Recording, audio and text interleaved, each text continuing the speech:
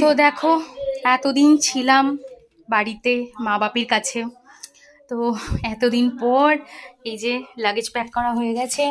এটা আমার ব্যাগ। যতই ভাবলাম যে একটু অল্প বিস্তর কিছু নেব, কিন্তু সেই এই যে মেঘও চলে এসেছে। তো এই যে একটা বড় ট্রলি হয়েছে। এই যে আমার ট্রলিটা, কি মা ওটা? ও তোমাদের মেঘাটা কিছু দেখাচ্ছে। তো এই একটা বড় ট্রলি আমার হয়েছে, আর এই একটা ব্যাগ সব বাপি বয়ে নিয়ে যে, আমাকে কিছু নিতে হয় না, আমি শুধু এই ব্যাগটা নেব। আর এই যে আমার একটা লাগেজ। কি দেখাচ্ছে? ও মেঘ দেখাচ্ছে ওর ওই একটা ওয়ারেস এর ইয়ে কেনা হয়েছে, ওইটা। যাই হোক, তো খুবই খারাপ লাগছে এখান থেকে চলে যেতে, কিন্তু নিজের সংসারে ফিরতে তো হবেই।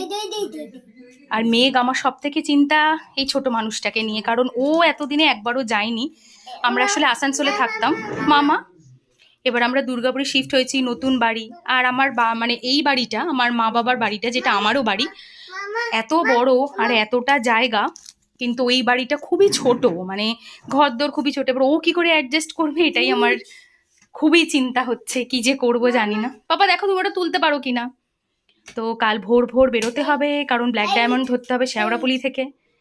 তো চলো, খুবই মন খারাপ লাগছে, কিন্তু কিছু করার নেই, নিজের সংসার ফিরতে হবে।